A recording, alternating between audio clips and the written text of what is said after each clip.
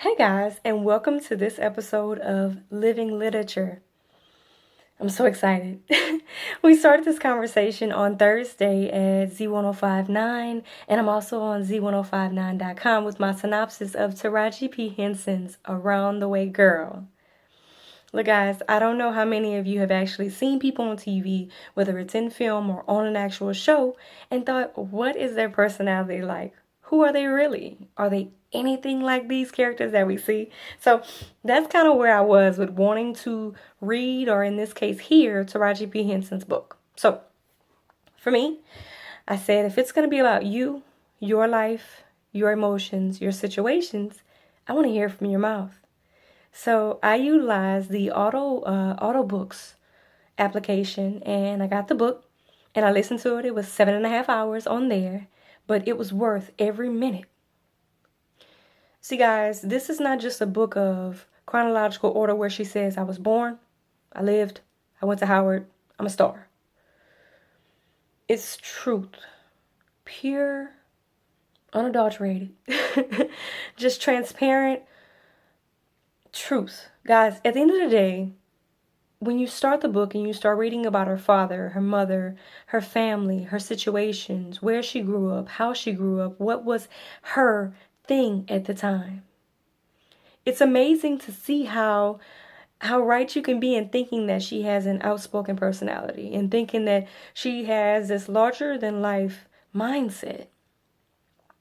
She talks about the fearlessness that she learned from her father and the fact that it took a push in the pool and the dare to get out for her to really, really learn what it meant to just go.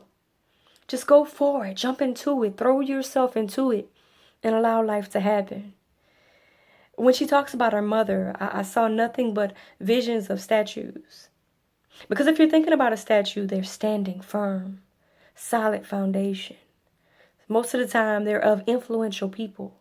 And in Taraji's world, and in many other people's world more than likely, Taraji's mother was huge. She never let on that she was vulnerable, that they were struggling. Taraji had it all as only child through her mother. She talks about the love and learning herself, and the fact that if she wasn't in this whole entertainment business, that she would be probably a hairdresser or something more. See, the individuality that she has is just not on a screen. It's a part of her upbringing. It was a part of her life. It was a part of a challenge that she was given at a young age. If you open up the book and you read about her learning that acting was a thing that she wanted to do and what she did to get noticed, and the fact that she's actually in the Malcolm X movie that was directed by Spike Lee. The story of her being an extra, and the fact of the matter that it played a big role in her relationship with her mother afterwards, it really, really tells you of the endurance. She got on stage, and I know that I don't know which award it was, and I apologize for that, guys, but she told the story of the fact that she came, or she went to Los Angeles and threw herself out there on a whim. She went out there with $700, but she tells the totality of that story in her book. She talks about the fact that not only did she have $700, but she had no vehicle. She talks about the fact that she had nowhere to live. She talks about the first apartment that she was able to acquire and the fact that she knew right then and there that life had to be better for her son. She speaks of everything that she's done to get past the stigma of African American actresses. When you read the book, I challenge you not to just look at who she is, but see the parts of it that correlate with your own life. The second guessing that you may have, the people that have taken the time to actually feed and sow a seed into you, that tell you be fearless about who you are, what you want to be, and the fact of the matter that it can be done. I challenge you to not think of just the person that you've seen in movies that actually has a story that in every last movie in her personal life, she can connect to that role. Think about the person that you're hearing of that was able to persevere. Oftentimes, you hear of people's stories after the fact, like Gabrielle Union and the fact that she was raped at a younger age. And from those things, you start to really, really see that they're actual people. But beyond that, what they learn from situations that hurt them make them who you see beyond just the characters that they play. So I ask you today to take the time to just go to Google, go to any one of the online sites, and just look at the first pages.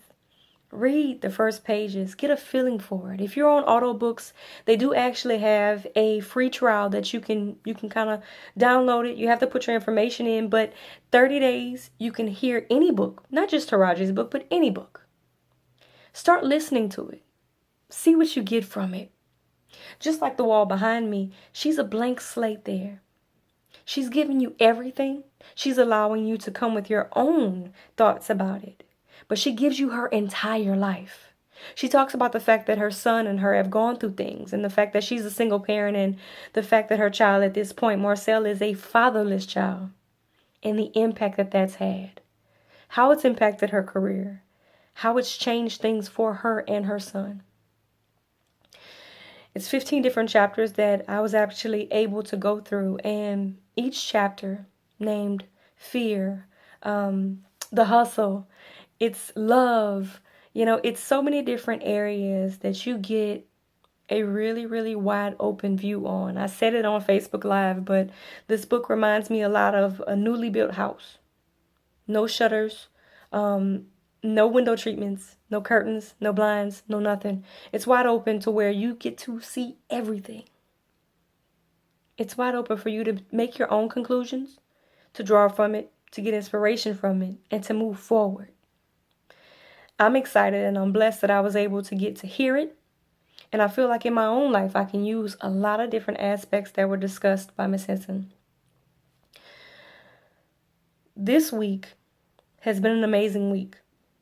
I thank everyone for your support, for your comments, and sometimes your concerns.